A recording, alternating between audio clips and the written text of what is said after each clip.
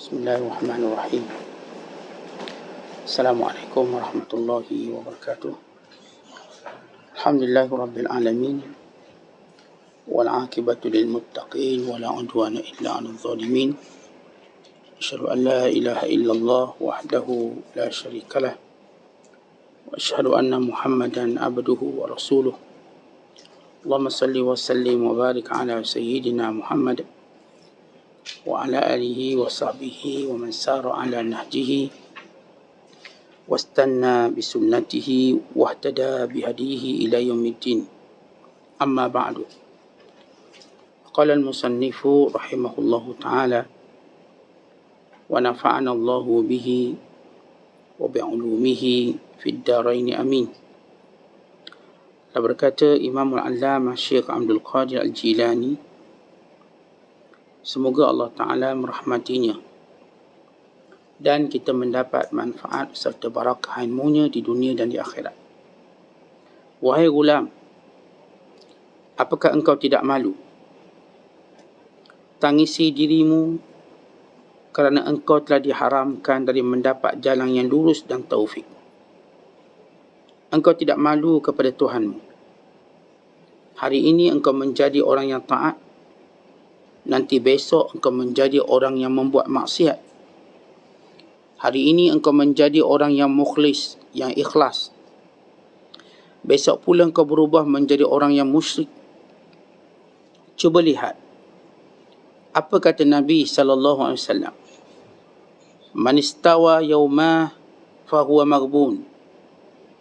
Wa man kana amsuhu khairan min yawmihi fahuwa mahrum.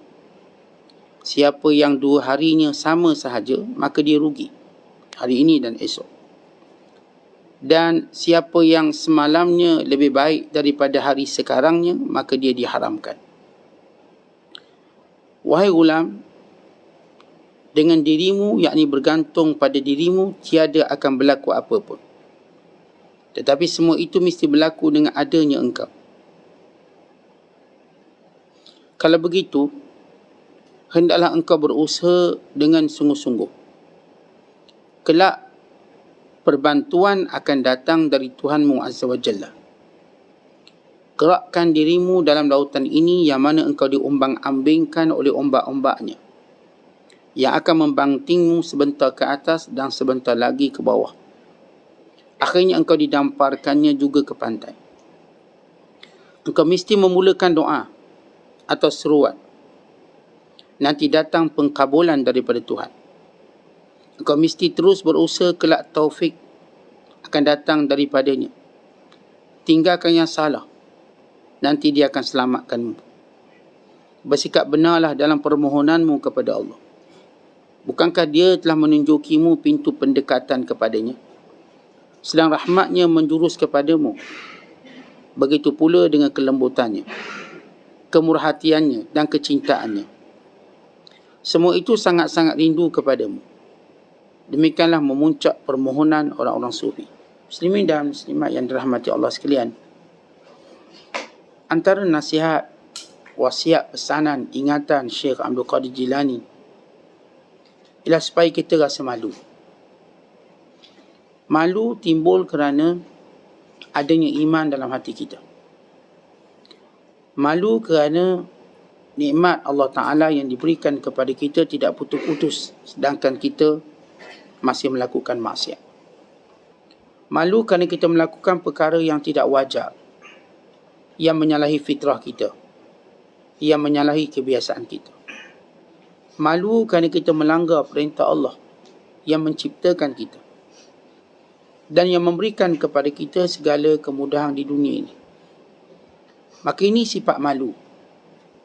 Bila seorang hamba malu kepada Allah Ta'ala, malu pada pencipta, pemberi nikmat kepadanya, maka itu tandanya dia ada iman.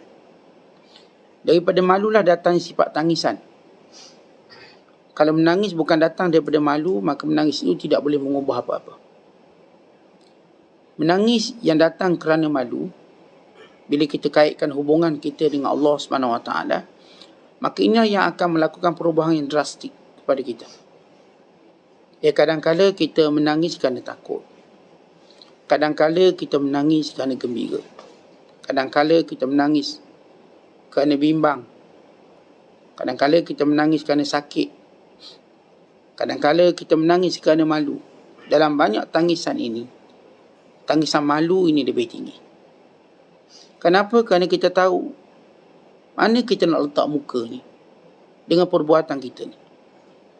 Kerana kita akan rasa bahawa dunia ni tak ada nilai dek malu kita atas apa yang telah kita lakukan. Maka kenapa kita tidak malu? Lihat diri kita. Tuan-tuan, kadang-kadang kita okey, kadang-kadang tak okey. Kadang-kadang ada hari kita buat banyak kebaikan, ada hari sikit kebaikan. Ada hari kita nampak insaf dan macam taubat. Ada hari kita ke laut semula, melaluk semula, buat perangai lama. Ada hari kita pernah berjanji kita tak akan lagi lalai daripada perintah Allah. Akhirnya kita terperangkap lagi dengan perbuatan kita sendiri. Ada hari kita ikhlas dan kita tahu nilai ikhlas. Ada hari kita membiarkan riak, sombong, subur dalam hati kita. Ada hari menunjukkan kita memang bergantung pada Allah. Ada hari kita nampak macam kita boleh bergantung pada diri kita. Kita cerdik, kita kaya, kita bijak. Kita ada ramai orang yang kita kenali di kalangan orang yang berkuasa. Maka kita syirik kepada Allah. Maka dengan perubahan seumpama ini menunjukkan kita tidak konsisten. Dan kita berada dalam bahaya. Kalau orang main saham, kalau saham tu asyik naik turun, orang takkan beli sebab dia tak stabil. Kejap naik, kejap turun, kejap naik, kejap turun. Maka ini tak stabil. Kalau kita ada kereta, kereta kita ni kejap okey, kejap tak okey. Ada hari okey, ada hari tak okey. Kita pun tak berani bawa pergi jalan jauh. Kalau kereta kita tahu ada hari dia hang. Kotak gear dia begitu, clutch dia begitu, rosak ini. Kita tak akan berani bawa jauh. Sebab apa? Kita memang rosak. Apatah lagi nak bawa tempat yang memang tak ada orang, yang tak ada bantuan, nak bawa tengah malam, yang kedai tutup, lagi kita tak berani. Kita hanya berani bawa kenderaan yang tak ada masalah. Tapi kalau kenderaan kita kejap okey, kejap tak okey, tuan-tuan tak berani. Dan sama juga kalau manusia, perangai dia kejap okey, kejap tak okey. Kita kata ni gila. Dia kejap dia okey, kejap dia tak okey. Sehingga kita tak mampu baca. Ini okey ke tak okey? Kalau badan kita, tuan-tuan, kejap demam, kejap okey. Kejap batuk, kejap okey. Seram sejuk macam tu. Kita rasa ni ada benda tak kena. Ada parasit dalam badan kita ni yang jadikan kita tak stabil. Oleh sebab itu kita pun tengok diri kita. Hari ni okey, esok pula KO. Semalam kadang lebih baik pada hari ni. Sebab itu disebut dalam hadis Nabi SAW yang diriwayatkan oleh Imam Ad-Dailami, man istawa yaumahu fahuwa maghbun.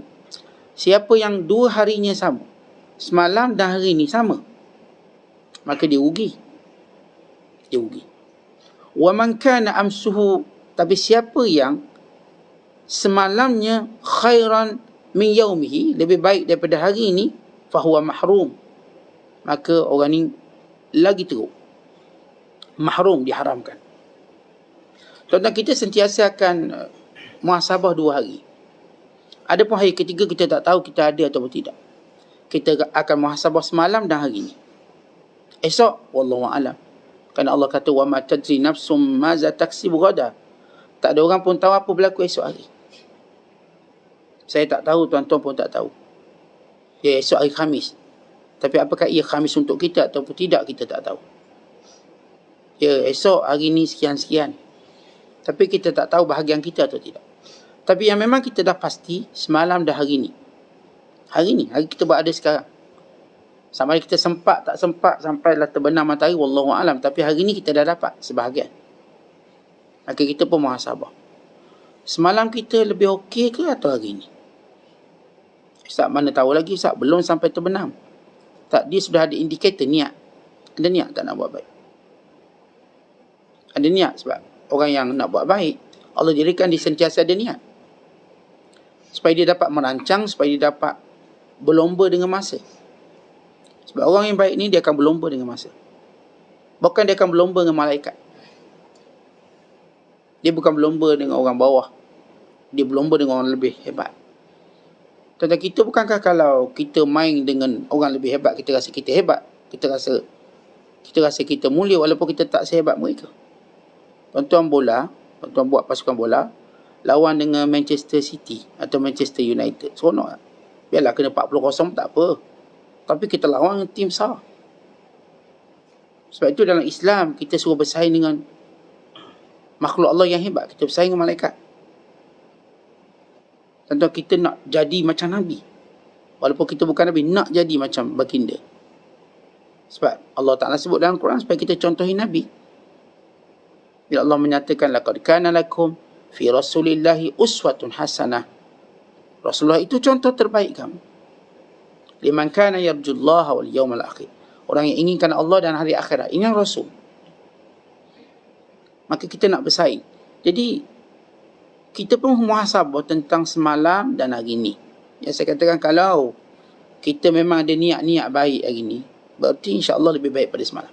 Tapi kalau niat tak ada, belum pasti. Kalau niat ada, insya-Allah. Dan itu penggerak kita.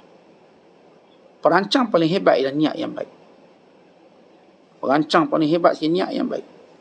Sebab itu rancangkan hidup kita dengan niat yang baik. Tak perlu, even kalau kita tak tulis pun tak apa. Kalau tuan-tuan tak tulis apa, tak catat, ini plan hari ni, tak catat. Tapi niat yang baik itu dia ingatkan kita.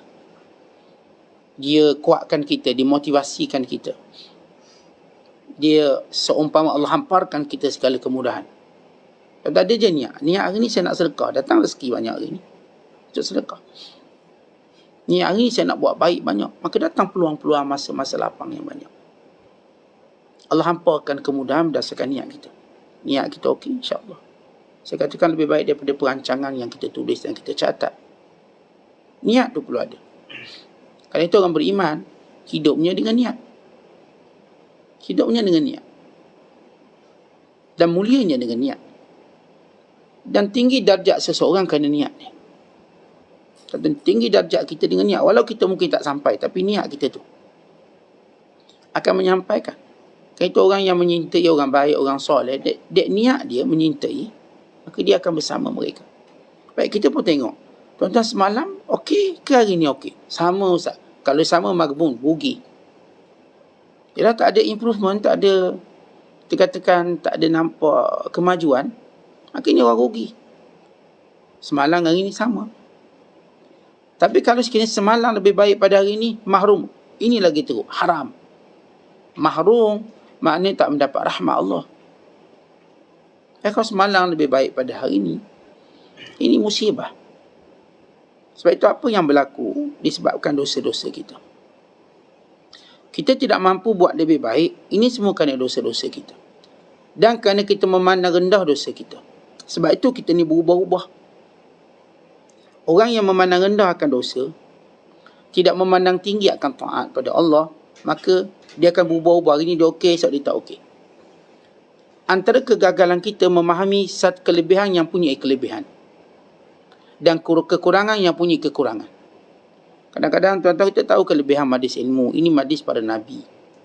Tapi kita tak meletak nilai yang tinggi.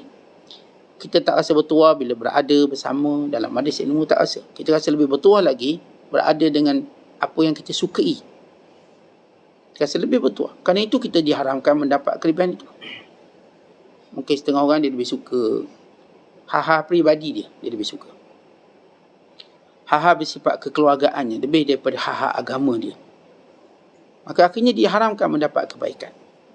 Dek kenapa? Sebab dia dah letak itu nilai paling tinggi. Sebab kita akan hidup ataupun akan memilih apa yang kita rasa itu lebih baik untuk kita. Sebab itu kita ada perangai memilih. Tuan-tuan, kalau dia letak depan kita roti yang sama jenis, sama bentuk, kita masih memilih. Roti itu sama. Kalau roti-roti bam, kita katakan roti bam ni sama je. Tak ada beza apa. Dari kuali yang sama, tukang buat yang sama, kita masih mengintai mana satu yang baik. Padahal ia sama. Kalau kita letak duit RM1, kita pun susung 10 keping, okay, ambil RM1. Kita tetap memilihnya. Walaupun ia RM1. Sebab kita cuba mencari sesuatu yang lebih baik. Begitu perangai fitrah kita. Yang memilih lebih baik ini bergantung kepada ilmu kita dan iman kita. dan syahwat kita dan syaitan kita. Mungkin ada orang syaitan yang ilham dia pilih yang ni, maka dia pilih. Ada orang yang syahwatnya menyuruh dia pilih yang ni, maka syahwatnya pilih. Ada orang yang ilmunya menyuruh dia pilih yang ni, maka ilmunya pilih. Ada orang yang imannya suruh memilih, maka imannya pilih. Jadi tuan-tuan nak pilih dengan apa? Sesuatu perkara dalam hidup. Satu perkara dalam hidup. Maka kalau kita ambil contoh dengan mudah, kita ambil contoh salat jemaah lah sebagai contoh. Kalau tuan-tuan menggunakan pilihan syaitan, tuan-tuan tak akan berjemaah. Kerana syaitan suka yang tu. Supaya bila kita solat seorang diri, senang diganggu kita. Kalau tuan-tuan pilih syahwat, tuan-tuan akan tengok kelapangan lah. Waktu saya boleh pergi, saya pergi. Ustaz, tak boleh pergi, tak boleh pergi. Itu syahwat. Orang buat ikut nafsu ni, dia akan flip-flop. Dia macam, kejap okey, kejap tak okey. Itu nafsu. Orang yang tak buat terus, itu syaitan. Hari rajin, jemaah, hari tak rajin, tak mahu nafsu orang ni. Hari rasa nak makan, dia makan, tak nak makan, sudah nafsu. Baik, orang berilmu pula, dia akan pilih untuk salat jemaah. Tapi dia tahu ada keuzuran tertentu, dia boleh tinggalkan jemaah. Hujan, sakit, dia tahu. Atau dia terpaksa uruskan keluarga yang sakit. Dia tahu. Ilmu dia belajar, memang itu menggugurkan tuntutan salat berjemaah. Bukan tuntutan solat Jumaat itu sendiri. Di solat Jumaat pun tuan-tuan ada beberapa perkara yang gugur kewajiban Jumaat. Seperti kita sakit atau kita jaga orang sakit. Atau kita bimbang nanti kita keluar ada orang buru hutang kita. Kita hutang banyak. Nanti ada orang tunggu. Kita pun tak nak keluar rumah. Kita diburu. Atau kita bimbangkan hujan yang lebat. Dengan petir yang kita bimbang. Itu ilmu betul, tak salah apa. Tuan-tuan memilihnya dengan ilmu. Tapi kalau tuan-tuan memilih dengan iman, orang yang memilih dengan iman, dia tak ada langsung alasan. Hujan lebat ke, ribut taufan, dia tetap berjemaah. Dia sakit, dia papah, dia tetap berjemaah. Duduk atas kerusi, dia berjemaah. Ini bukan kerana ilmu, ini kerana iman dia.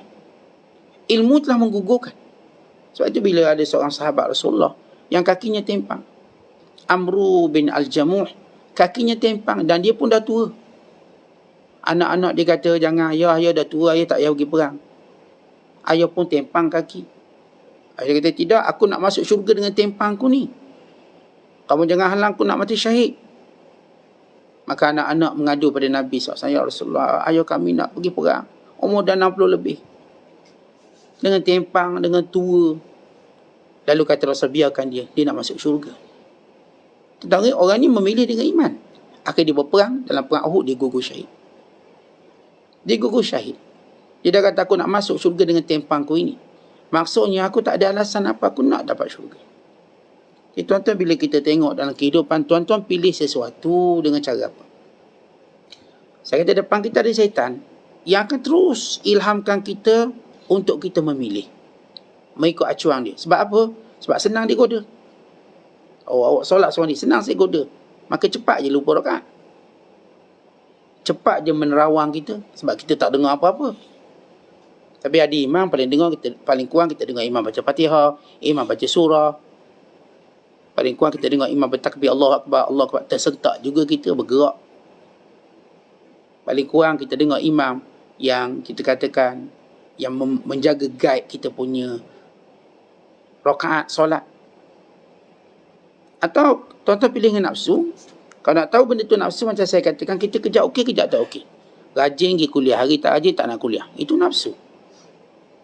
Hari okey, kita jadi baik. Hari tak okey, tak nak jadi baik. Itu nafsu. Yang disebut oleh Allah, innan nafsa la'ammaratun bisu'. Nafsu itu menyuruh pada perkara yang buruk. Cenderung kita ke situ. Dan kalau tuan-tuan pilih sesuatu dengan ilmu, ilmu betul lah. Tuan-tuan ada harta banyak. Kalau tuan-tuan dah keluarkan zakat, selamat. Itu ilmu betul begitu. Sebab Allah Ta'ala mencela harta yang tak dizakat. Kalau tuan-tuan dah zakat, orang tak boleh nak agung yang apa-apa. Tuan-tuan nak beli jam mewah, tuan-tuan nak ke rumah besar. Tak salah apa pun. Tak berdosa. Tak ada orang boleh marah saya sebab saya dah keluar zakat. Macam seorang dah bayar LHDN, apa lagi tuntutan pada dia? Dia dah bayar LHDN. Dia dah bayar cukai LHDN nak berapa? 30% daripada harta dia ambil. Maka election tak boleh lagi nak arguing dia apa yang dia dapat, apa yang dimiliki. Sebab dia dah ikut peraturan. Kerana orang kaya, bila saya katakan dia dah keluarkan zakat, dia tak dicela apa-apa sebab dia dah keluarkan tanggungjawab. Sebab dia tak sedekah, itu tak dicela untuk dia. Sebab dia dah keluar zakat, dan zakat dia memang sebahagian sedekah itu dan ini. Maka dia telah lepas tanggungjawab. Dia tak termasuk dalam apa yang Allah Ta'ala sebut, alladzina yaknizuna az-zahaba wal fidda wa la yunfiqunaha fi sabilillah. Orang-orang yang menyimpan harta benda berupa emas dan perak dan tidak membelanjakan pada jalan Allah, yakni tidak menzakatkannya. Maka dia terselamat daripada amaran Allah. Okey. Tapi kalau seorang memilih dengan iman, dia tahu zakat wajib dan juga tahu dia nampak sedekah yang akan menjadikan imannya lebih baik, maka dia banyakkan sedekah.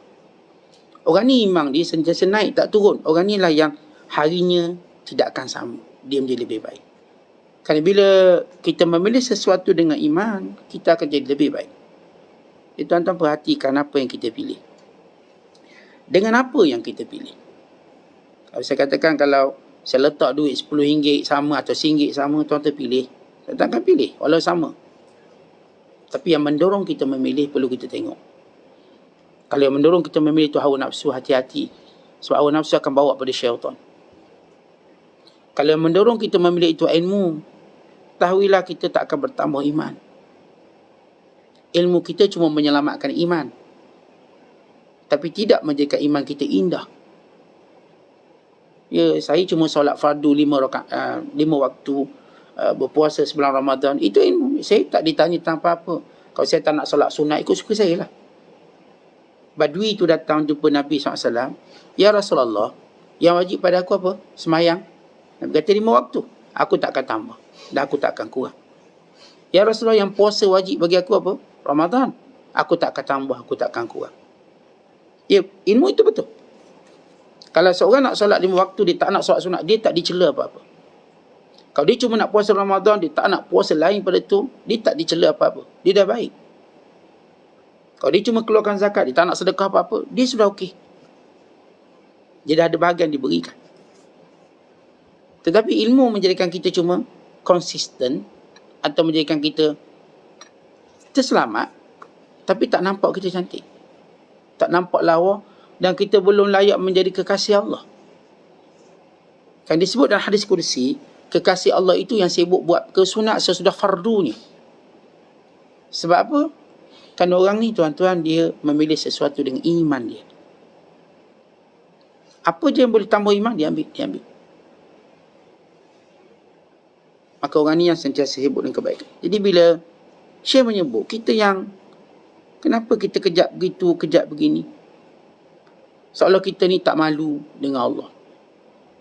Maka kita patut menangis dengan perangai ini. Kena cari sebab. Apa sebab mudahnya kita berubah? Sebab itu kata Abu Sa'id Al-Khudri radhiyallahu ta'ala anhu, kamu ni buat satu amalan, buat satu dosa yang kamu anggap kecil, lebih halus daripada rambut. Sedangkan amalan yang kamu lakukan itu di sisi kami dahulu bersama Rasulullah ialah dosa besar. Antara punca kita berubah-ubah tuan-tuan, bila kita melihat dosa itu kecil, yang disebut oleh ulama ihtiqarudz dzam. Kita memperkecilkan dosa. Apa Ustaz, dosa kecil je. Yang kecil tadilah yang menjadikan kita tidak konsisten dalam beragama. Yang kecil tadi. Sebab itu kata Abu Sa'id, kami dulu, yang kecil yang kamu buat ini, kamu rasa lebih halus daripada rambut, dahulu kami anggap ni dosa besar. Sebab para sahabat, mereka tak membahagian dosa kecil besar dengan dalam amalan mereka. Ya, dalam ilmu ya, dosa kecil, dosa besar. Itu dalam ilmu. Tapi dalam amalan, dosa itu dosa. Salah itu tetap salah. Bukan kita kecil ataupun besar. Maka ini yang menjadikan mereka tetap kuat beriman kepada Allah. Yang kedua, tuan-tuan sekalian, kita bila buat maksiat, kita masih lagi rindu pada maksiat tersebut. Walaupun kita dah meninggalkannya, kita masih ada keseronokan dengan maksiat. Ada seorang lelaki di zaman Bani Israel. Dia ni buat jahat, lepas tu dia taubat. Dan dia beribadat pada Allah bertahun-tahun. Dia tak buat lagi maksiat. Kemudian dia bertemu dengan seorang Nabi di kalangan Nabi Bani Israel. Dia kata, wahai Nabi Allah, doakan semoga Allah Ta'ala menerima seluruh amalanku. Lalu Allah mewahyukan kepada Nabi tersebut dengan firman-Nya, kalau sekiranya kamu meminta syafaat seluruh penduduk langit dan bumi, aku masih tidak menerima amalanmu kerana di dalam hatimu masih ada kemanisan buat maksiat. Apa maksud? Tuan-tuan baik, kita dulu ada buat maksiat ada. Kita rasa tak seronok maksiat tu. Rasa seronok. Itu yang menyebabkan kita akan kembali pada maksiat. Tu kita simpan lagi gambar-gambar lama yang maksiat. Gambar-gambar zaman kita perangai wuduh, kita tahu perangai wuduh. Kita simpan lagi. Bukan kita pun boleh cerita lagi. Seolah kita macam seronok zaman tu. Hanya kerana sekarang kita dah tua, tak bolehlah ke sana. Atau hanya kerana kita sekarang dah tahulah. Malulah kalau buat jahat sekarang. Tapi dalam hati masih ada seronok, bahaya. Kalau dalam hati masih ada seronok, tuan-tuan sekalian, maka ini kita bimbang. Amat bimbang. Sebab itu, waktu mana kita tinggalkan maksiat, kita dah benci dia dengan sebenci-bencinya. Benci. Dia bukan kita talak 3. Kalau ada lebih pada 3, kita talak. Kalau ada seorang tu benci seseorang, kita tengok muka pun tak nak. Dengan nama pun mual nak muntah. Begitu maksiat. Kita gagal menghilangkan rasa manis dalam maksiat. Maka Allah Ta'ala mengharamkan kita untuk mendapat taubat yang sebenar. Itu penyebab, tuan-tuan, kita akan kembali semula pada maksiat. Dan yang ketiga, kenapa kita jadi flip-flop macam ni, ataupun saya katakan kejap okey, kejap tak okey. Pertama, kita sebut meremehkan dosa.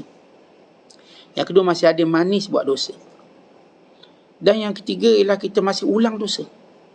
Ulang. Kita ulang lagi. Memang dah taubat, ulang lagi. Ulang lagi, ulang lagi. Tuan-tuan, kita kalau baca kisah Nabi Allah Musa AS dengan Khidir AS. Nabi Allah Khidir ataupun Khadir. Waktu Khadir bagi syarat. Ya, semua orang boleh bagi syarat. Al-muslimun inda syurutihim. Al-muslimun ala syurutihim. Orang Islam ikut syarat yang mereka sepakati. Maka siapa pun bagi syarat, dia tak tercela apa-apa. Kalau seorang kata, boleh awak nak kerja dengan saya, tapi awak tak boleh buat kerja lain. Itu syarat dan mesti wajib dipatuhi. Boleh awak nak belajar dengan saya, tapi awak tak boleh belajar dengan orang lain. Maka itu syarat dan wajib dipatuhi. Mereka kalau kita tak nak belajar dengan dia, okey, kita batalkan syarat dan belajar. Kita tak boleh kata orang ni conquer ilmu ke apa. Tak, ini syarat. Setiap orang ada syarat. Seorang perempuan kata, awak boleh kahwin dengan saya, tapi jangan keluarkan saya daripada rumah mak ayah saya. Nak kahwin, tak nak sudah. Boleh tak? Boleh. Syarat itu ialah syarat yang kita ada pilihan. Kita tak boleh cela orang bagi syarat. Kalau saya bagi syarat, siapa nak belajar dengan saya tak boleh belajar dengan orang lain. Itu syarat saya.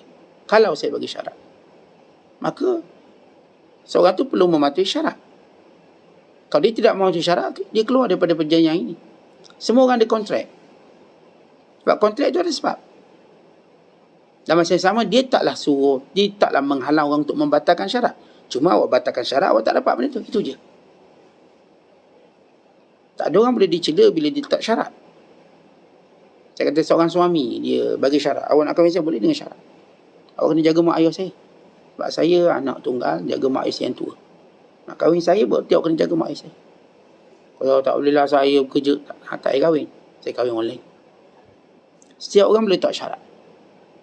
Dan siapa pun atas dunia ni tak syarat. Itu benda normal, tak, bukan benda tak normal. Orang yang tak faham dia yang tak normal. Khidir AS letak syarat. Awak nak belajar dengan saya boleh. Dengan syarat, jangan tanya. Oh tuan-tuan, kalau macam tu kita bagi syarat payah, jangan tanya. Tapi saya akan jawab bila sampai masa.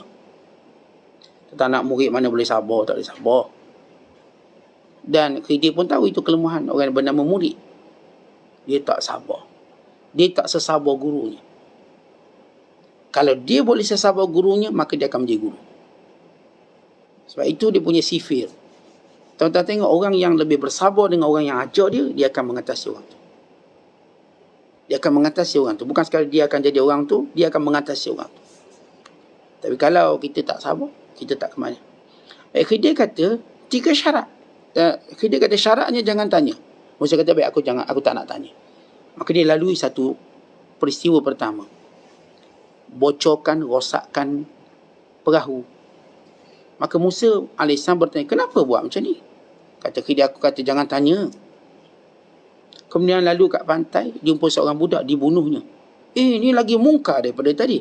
Aku kata jangan tanya. Akhir lalu satu kampung, perkampungan, ada satu bangunan, mereka meminta makanan, penduduk kampung tu kedekut. Tiba-tiba ada satu bangunan nak runtuh yang akan menghalang jalan utama mereka. Khidir membaikinya. Lalu kata Musa, kita boleh minta upah.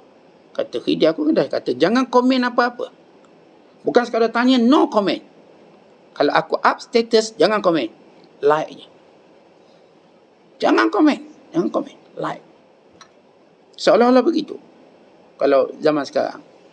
Komen kau tanya, Mui boleh ambil upah. Jangan tanya. Akhirnya apa kata Khidir AS pada Musa? Hadha firaku baini wa bainak. Sudah sampai waktu berpisah. Kamu buat salah. Dah aku beritahu semua benda yang kamu nak tahu.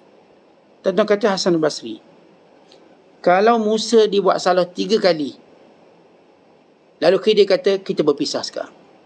Kita tuan-tuan buat maksiat tiap-tiap hari. Tak takut ke Allah kata kita berpisah sekarang? Kita buat maksiat tiap-tiap hari tuan-tuan banyak kali.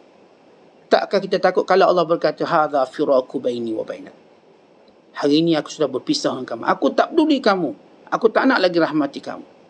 Aku tak akan lagi ampun kamu. Tak akan peduli lagi kamu. Kata ini musibah besar. Sebab itu kita takut buat maksiat. Ketakutan kita buat maksiat bukan kerana kesang zohir. Bukan kerana bila buat maksiat muka jadi hitam. Bukan buat maksiat kita pun rezeki kurang. Tentu ketakutan itu sikit sebenarnya. Taklah sebesar kebimbangan orang soleh bila setiap maksiat akan menjadikan kita terjebak dengan maksiat yang lain bahkan lebih besar. Kata para salafus soleh, kami tak takut andai kata kami buat maksiat, ada kesan maksiat melalui wajah kami jadi hitam, rezeki kami jadi kurang. Kami tak takut yang tu.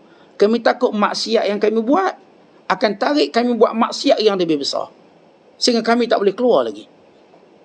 Kata hati-hati bila kita buat maksiat. Kemudian kita tak boleh keluar lagi daripada musibah tadi.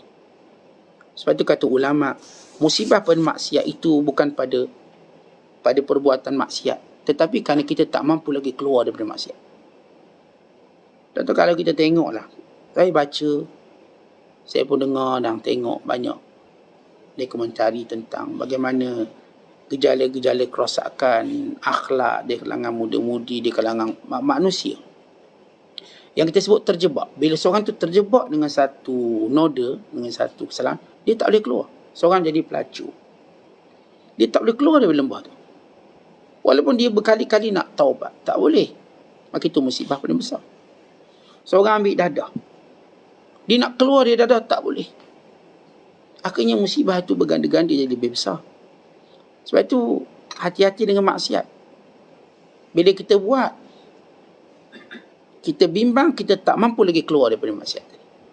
Tak apa Ustaz, lepas ni kita taubat, Tuan-tuan, kita bimbang, kita tak mampu lagi taubat. Seronok buat maksiat. Kali pertama ambil rasuah, rasa macam dosa. Tapi dah ambil sekali, dah terjebak. Tak boleh dah. Kita report. Jadi ambil lagi kali kedua. Ambil lagi. Akhir tak boleh. Sampai pencen ambil rasuah. Bayangkan tak boleh keluar dari maksiat, inilah kemurkaan Allah Ta'ala pada kita. Sebab Allah Ta'ala bila sayang kita, kita mudah keluar dari maksiat. Tapi bila seorang tanda Allah Ta'ala benci pada dia, dia terus buat maksiat dan maksiat. Sehingga tidak pernah dia fikir untuk dia kembali. Tak pernah dia fikir nak balik semula. Sebab itu tuan-tuan, kita kena hati-hati punca maksiat kita. Punca utama ialah kita terlalu memberi ruang kepada syaitan. Macam mana kita bagi ruang? Tentang syaitan ni, kita macam rasa tak wujud. Itulah makna ruang kita bagi pada dia. Tuan-tuan rasa tak syaitan tu wujud? Macam tak rasa, Ustaz. Itulah ruang. Kita ni bila rumah kita tak nak bagi masuk pencuri, kita sentiasa fikirkan pencuri. Pencuri masuk, kita pun tutup pintu. Kita ada SOP selamatan kat rumah. Anak-anak sebelum naik, pastikan pintu kunci. Kita pastikan lampu ni buka, lampu ni tutup. Kita dalam rumah pun ada simpanlah senjata itu dan ini misalnya. Bila kita selalu alert, maka pencuri tak boleh masuk. Orang dia cuba masuk, kita dah tahu dia nak masuk. Tapi kalau kita ni, tak ada, sat rumah ni, kampung ni mana ada pencuri. Pintu di kangkangnya, duit letak merata, tahu-tahu hilang semua. Dan kita kena tahu dalam hidup kita beragama ada syaitan. Maka kita dengar apa kata ulama tentang syaitan ni. Kata Yahya bin Mu'az, supaya tuan-tuan tahu. Ini yang saya kata punca kita buat masalah. Yahya bin Mu'az berkata, wahai anak Adam, hati-hati dengan syaitan. Mereka ni orang lama, kamu orang baru. Syaitan ni dia otai. Otai dia. Kita baru hidup. Kita baru hidup 10 tahun, 20 tahun. Syaitan dah hidup lama.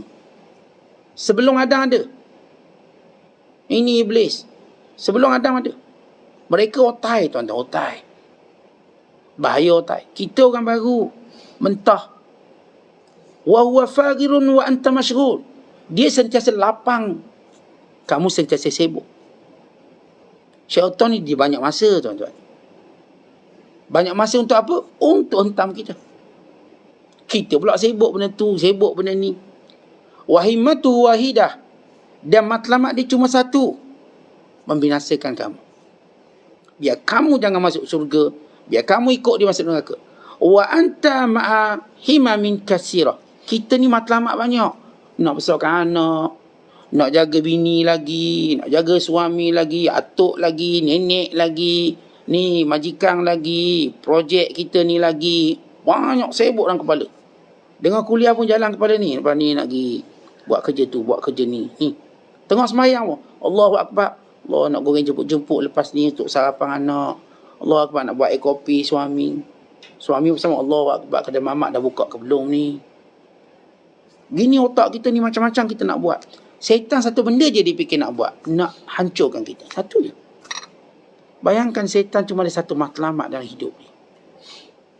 Sedangkan kita matlamat kita banyak. Dan tak ada satu pun matlamat kita nak lawan syaitan. Tak ada. Tak tahu macam mana kita nak menang. Wa huwa yaraka wa anta la tarahu. Dan dia pula tengok kita, kita tak tengok dia. Dia perhati kita tiap-tiap hari. Tengok. Kita tak tengok dia. Kita sibuk tengok tu, tengok ni. Dia tengok je kita. Wa anta tansahu wa huwa la yansak. Dan kita selalu lupa dia dan dia tak pernah lupakan kita. Kalau namanya Abu, dia akan ingat ni Abu.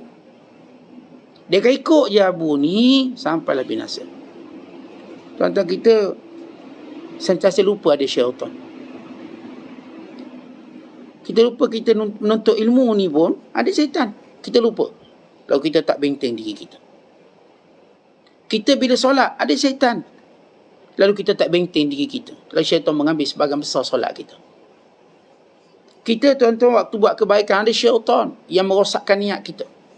Kita tak membentenginya. Kita waktu kita marah ada syaitan. Lalu kita tak membentenginya. Lalu syaitan menguasai kemarahan kita. Kita waktu bernafsu ada syaitan. Lalu kita tidak membentengi diri kita. Lalu syaitan mengambil bahagiannya. Pendek kata tuan-tuan, syaitan sentiasa ada bahagiannya kita. Kita rasa macam banyak dah kita buat baik. Kenapa kurang? Syaitan dah ambil.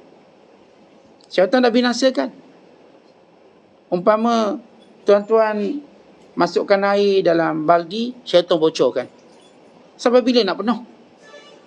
Sampai bila nak penuh dan sampai bila kita katakan kita mampu jadi baik. Oleh sebab itu hati-hati dengan tipu daya ini. Kemudian kata Syekh, macam mana penyelesaiannya? Macam mana penyelesaian? Dia kata, wahai gulam, kalau kita nak bergantung pada diri kita tak ada apa-apa pun. So diri kita tak ada apa-apa. Namun kita mesti juga guna diri kita untuk mujahadah. Maksudnya tuan-tuan, yang boleh ubah ni Allah. Kita ni tak ada apa. Zero. Tetapi sebabnya ada kat kita. Kesungguhan kita. Mujahadah kita. Kita mesti ada sikit kesungguhan. Kita mesti bergerak untuk keluar daripada kegelapan dosa, kegelapan maksiat. Ia bermula daripada diri kita. Sebab itu Syekh menyebut, hendaklah engkau berusaha sungguh-sungguh mujahadah. Nanti bantuan Allah Ta'ala datang. Kalau kita tak boleh gerak tangan kaki, jerit tuan-tuan, jerit supaya kita ditolong. Kita ditolong. Kan kita tengok dalam hidup kita, kalau memang kita tak mampu buat apa-apa, apa kita gunakan? Kita jerit. Tak boleh jerit dengan mulut kita, jerit dengan hati kita. Maka datang pertolongan Allah SWT. Ya, ombak ini begitu ganas. Dengan syaitan, dengan nafsu, dengan macam-macam. Dia menjadikan kita tidak konsisten ibadat. Kejap atas, kejap bawah, kejap ikhlas, kejap tak ikhlas. Kejap bersemangat, kejap tak bersemangat. Maka mulakan dengan doa kita kepada Allah. Kesungguhan tadi ialah doa kita kepada Allah. Nescaya Allah Ta'ala akan mengkabulkannya. Dan terus berusaha. Terus, jangan berputus asa. Sebab Allah tak suka orang putus asa. Nescaya taufik Allah Ta'ala akan datang. Dan ketika itu kamu akan selamat. Dan doa sungguh-sungguh. Minta kepada Allah dengan benar. Maka Allah pasti akan tunjuk jalan pada kita. Akan beri taufik pada kita. Kelembutannya, kemurah hatinya, kecintaan kepada kita. Dan kerinduannya kepada kita. Maka kita akan berubah. Demikianlah jalan kemuncak para sufi, orang yang nak kembali pada Allah. Jadi poinnya ialah bahayanya maksiat. Bahayanya memandang rendah maksiat. Bahayanya mengulangi maksiat. Bahaya merasa manis dengan maksiat. Sehingga setengah ulama kata, bukan maksiat itu yang lebih besar dosanya berbanding gembira buat maksiat itu sebenarnya dosa besar. Tentang buat maksiat itu dosa. Tapi yang lebih besar dosanya adalah bergembira dengan maksiat itu. Betul, hati-hati bila buat maksiat dalam keadaan gembira. Kerana orang inilah yang akan cepat kecewa. Dan kita sentiasa tuan-tuan mencari kesempatan-kesempatan yang boleh menjadikan iman kita sentiasa selamat. Cari kesempatan, jangan leka. Ada ruang untuk buat baik cepat-cepat. Ada ruang buat taat. Ada ruang untuk kita melakukan berlomba-lomba dan kebaikan. Sila lakukan dengan umur kita yang singkat ini. Ada seorang anak murid. Dia tanya pada tok guru dia, "Tuan guru, saya ni ada masalah. Saya cepat tidur. Banyak tidur, cepat ngantuk. Ngantuk cepat, lepas tu mudah tidur, kemudian banyak tidur. Ni penyakit. Banyak tidur, macam mana saya nak mengatasi tidur? Saya kadang dalam solat tidur, dalam kuliah jangan ceritalah, memang dah biasa. Dalam kuliah tidur, tengah solat boleh tidur, mengaji Quran tidur, malam memang waktu tidur. Dia cuma buat benda dunia je dia tak tidur. Makan je tak tidur, waktu mengumpat tak tidur, sembang tak tidur. Tapi bila dia buat taat, dia mengantuk. Maka anak murid ni macam hairan. Kenapa bila buat taat, dia mengantuk? Macam mana dia nak jadi motivasi supaya bila dia buat taat, dia mengaji Quran ke, dia dengar kuliah, biar online pun dia tak ngantuk. Tapi kalau dengar tu dah baring yang tak hilang, payahlah nak cakap. Dengar kuliah dah baring, memang lelap. Terus mimpi ke syurga, mudah-mudahan. Kalau cara dengar, kita kadang-kadang cara duduk tu juga mempengaruhi kita ngantuk atau tidak. Cara kita duduk. Sebab tu hati-hati cara kita duduk. Baik, kita dengar apa cerita Tok Guru ni. Tok Guru ni bukan saya, orang lain. Tanya Tok Guru, kenapa saya asyik ngantuk? Dia kata begini. Dia kata, wahai muridku, inna lillahi ta'ala nafhat bil-laili wan-nahar tusibul qulubal mutayakkizah wa tukhti al-quluban naimah fata'arradu litilka nafahat. Kata gurunya, Allah Ta'ala sentiasa di sisi Allah, bersama Allah itu ada nafahat. Apa itu nafahat? Nafahat ni ialah kita katakan keberkatan, kemuliaan. Ada nafahat yang Allah akan sebarkan. Nafahat tadi, ini keberkatanku, ini kemuliaanku. Dan dia akan mengenai orang-orang yang berjaga. Allah ni dia ada pemberian, dia sebut nafahat. Kurniaan Allah bersifat rahmat, kasih sayang, yang Allah agihkan macam seorang baling gula-gula yang boleh kutip gula-gula yang tak tidur. Yang tidur takkan kutip. Maka Allah beri nafhat tadi, dihamparkan. Dan dia mengenai setiap hati-hati yang berjaga. Dan dia takkan mengenai hati-hati yang tertidur. Wa tukhti al-quluban naimah. Dia tak akan dapat pada hati yang tidur. Pada hati yang tidur. Maka kerana itu, fata'arradu, bersedia untuk mendapat kebaikan itu. Kita tahu bahawa setiap kali kita berada tempat baik, sembahyang, baca Quran, zikir, majlis ilmu, malam hari, Allah sedang bahagikan nafhat dia, keberkatan, rahmat. Tapi ia cuma diperoleh oleh orang tak tidur. Bila kita tidur, kita tak dapat. Kita tak dapat. Lalu kata murid ini, kalau begitu Tuan Guru, ya Ustaz, oh Ustaz, taraktani la anamu laylan wala nahar. Kamu telah menjadikan aku tidak lagi ingin tidur siang ataupun malam. Oh, Tok Guru dia bagi motivasi terus tak nak tidur. Kalau kita ni kalau boleh tak tidur dalam ibadat, kita mampu kawal diri tidur dalam ibadat, itu dah cukup baik. Kita jangan dalam solat, jangan tidur.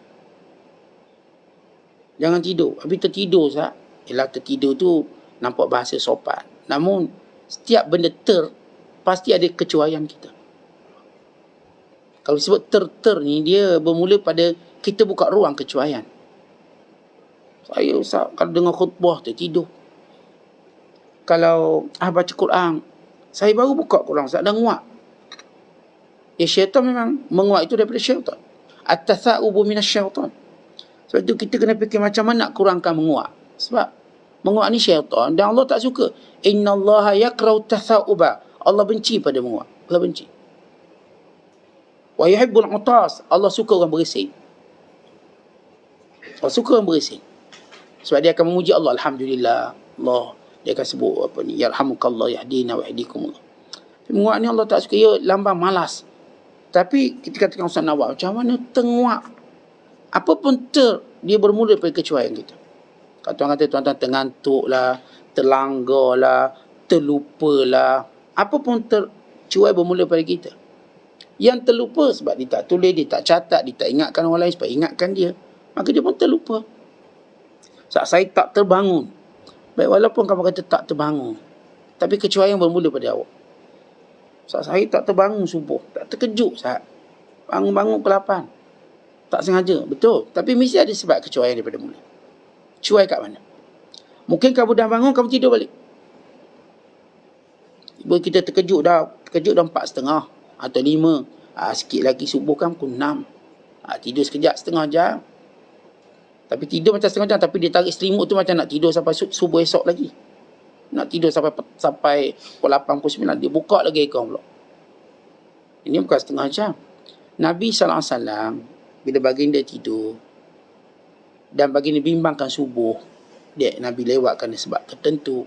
Maka Rasulullah tidur dengan keadaan, Nabi letak tangannya dekat ni. Supaya kalau dia tertidur betul, dia akan jatuhkan tangan dia. Dia tongkakkan tangan dia, tongkat macam ni. Kalau dia betul tertidur, dia akan jatuh. Cara baginda SAW tidur supaya dia sedar. Dulu guru kami ajar kami, dia kata waktu kami dulu belajar, kami tidur berbantakan kelapa. Berbantakan kelapa supaya bila kami lena, kami jatuh, dia terontok, sakit, terbangun hafal. Saya pun tuan-tuan pergilah, sahabat saya ni, dia pun suruh orang kampung buat bantal daripada kelapa. Kawan saya ni dia, walaupun dah masih belajar, masa tingkatan 6 dia dah mengajar di masjid surau. Saya pun tumpang dia. Masa tu kita baru tingkatan lebih kurang tingkatan 4. Maka saya pun ambil peluang tidur atas kelapa. Berbantakan kelapa. Tidur.